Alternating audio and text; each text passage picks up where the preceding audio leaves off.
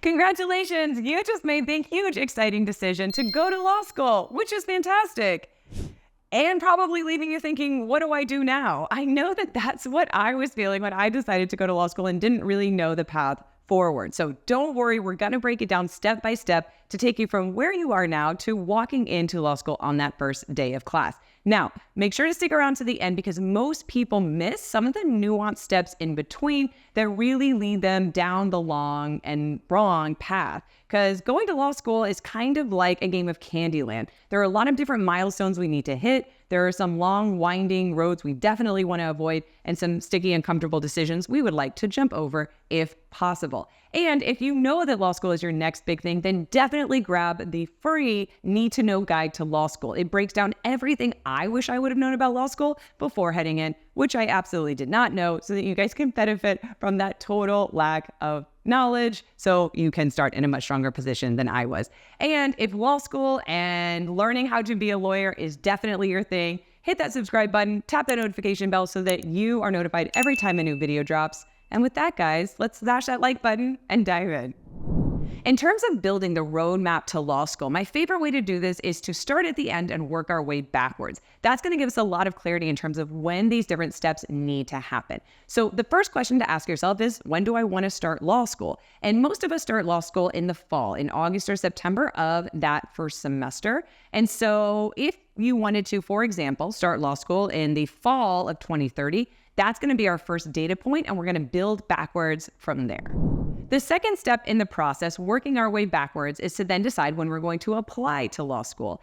And you'll hear different advice from different law school admissions coaches, but most people agree that we want to apply to law school between September and December of the year before. And the reason for that is because law school actually has rolling admissions, meaning you have an advantage if you can get your application in earlier, both in terms of admissions and in terms of scholarship money. And so law schools open their admissions as early as September 1 of the year before, but most law school admission coaches will agree that as long as you get your applications in by December 31 of the year before, you're still going to be in good shape. And so in terms of our roadmap, we want to pencil in September to December of getting in all of our applications for 2029. The third step in the process, in reverse order, is to take our law school admissions test, which for a lot of us will be the LSAT. And so when we're thinking about taking the LSAT, it's a huge, huge part of the process because it's still currently the strongest metric in our law school applications. And so we want to give it a lot of love and energy and attention. And so most LSAT coaches will tell you to pencil in at least twice in your schedule to be able to take the LSAT in case you don't blow it out of the water the first time, or even if you do, if you want to give yourself a chance to get a few extra points. And so traditionally, what that time frame can look like is taking your first LSAT around June, July of the same year you're applying to law school, and then September, October, the second time of that year you're applying to law school, so you can use both of those scores or either of those scores in your law school admissions packet that you are going to submit from September to December, right? So when we're thinking about building this out backwards, another piece to really consider here is how long to prepare and study for the LSAT. Now, there are a lot of different ways to prep and study for the LSAT. Definitely check out this video to see what those different processes look like. But most LSAT coaches will recommend at least 5 months of prep before your first LSAT. So as we are backing this out, if we're going to take our first LSAT in the June-July time period, then we want to start preparing in that January time period of the year we're applying to law school, which in our scenario is 2029. All right, so now we have our rough roadmap in place, right? If we want to start law school in fall of 2030, we need to start taking those steps to hit the milestones we need to hit around January of 2029. But there are a lot of things that people miss along the way in terms of the more nuanced steps or the more in the know things to be aware of. So let's make sure that we talk about those as well. And one of those is that if you are before that time period, so you're in a place where you're still thinking about law school, or maybe you're in college or high school or working, and you're still trying to think about steps to take before actually beginning to study for the LSAT, another important step that you can take is figuring out whether you even want to go to law school, whether you ever even want to be a lawyer, which is a very important step that most of us skip. So if you are in that place, one of the most amazing things I've ever heard in terms of advice to take is to do what's called informational interviews. And I made an amazing video with Dave Strausberg here that you can check out that's all about how to conduct these things. But essentially what you're doing is reach out to attorneys that are living and working in the city where you would like to live and work as a lawyer and asking them how they got to where they are, what the day-to-day work of a lawyer looks like, what law school is like for them, and start to actually accumulate these pieces of data and other people's experiences that are doing the exact thing that you think you want to be doing, so that you can start to get a sense for whether law school and whether being a lawyer is something you would actually enjoy. So if you are in a place where you're not ready to start the official law school studying and application process, you can still do this very important step to give yourself some insight into whether this path is something you would even enjoy.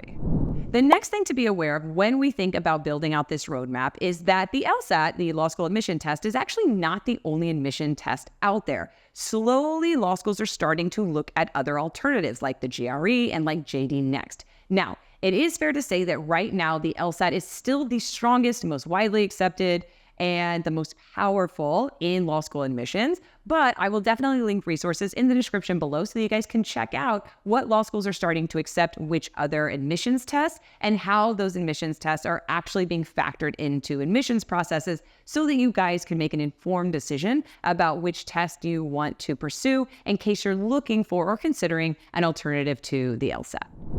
Another common question that comes up as we think through this roadmap to law school is, do I need legal experience? And the answer is no. I know that sounds incredibly counterintuitive, but the reason is that law school admissions boards are actually agnostic when it comes to the type of experience you have, meaning they don't care. Most of us don't have legal experience heading into law school, and the type of professional experience that they're looking for can range from anything from sports to music to agriculture to social media. They really, really are agnostic when it comes to that. Now, a lot of people do want to have that experience personally for themselves, meaning they want to see what is it like inside of a law firm, or what is the legal work of a paralegal really like. So you absolutely can factor that into your process, either beforehand, getting an internship, or during the process of studying for the LSAT, working as a paralegal, but just know that you don't have to. It's not a prerequisite. So think of it more of a professional development exercise and insight for you rather than something that needs to happen or that would even benefit you in terms of law school admissions going forward. Another thing to keep in mind as we're building out this thing step by step is that there is a chunk of time after you have sent in your law school applications and before law school actually starts. And there's an important thing that's happening during that time, which is to choose what law school you're going to go to. And so once you start to get admissions in, now you have a new decision to make in terms of what law school am I going to go to, considering where the law school is located in the country, the amount of scholarship money they're offering you, the employment outcomes on the back end. And so if you are in that process or curious about that decision-making process, definitely check out this video where I walk through the different factors I would invite you guys to consider in making that decision so it feels really aligned and really clear in terms of what you're looking for, both out of a law school and beginning your legal career. The final step of the process, which so many of us ignore or don't know anything about, myself included at the time, is 1L prep, or preparing for law school. Because what tends to happen is that we have made a decision about where to go to law school, and before we walk into the first day of class, there are these really important strategies to know and have internalized so that you can actually have the law school experience that you want. Because yes, getting into law school is incredibly exciting. It's a huge accomplishment, but most of us don't want to just go to law school. We want to do really well so that we can set ourselves up for the job and the opportunities and the life after law school when we're starting to become a lawyer. And that work absolutely can start before day one of class. And it's my favorite thing in the world to talk about and to coach around. So if you guys are in that right now, or you're curious about what that looks like, definitely grab my free Beat the Curve guide. It breaks down my favorite way to think through your 1L grade strategy before you ever step foot in a classroom. And so this will give you the tools and the insight into how to actually position yourself for the grades that you want, to have the law school experience you want so that you can graduate law school and build the life and career that you want. So I hope this was helpful, guys. I hope you now have some real clarity around the milestones and the things to keep in mind. And with every step of the process, I am so incredibly proud of you guys and excited for you. It's going to be such a journey. You're going to learn so much. and really, really take this as far as it can go. So if you have any questions about the path to law school, definitely drop them in the comments section below. And with that, guys, I will see you in the next video.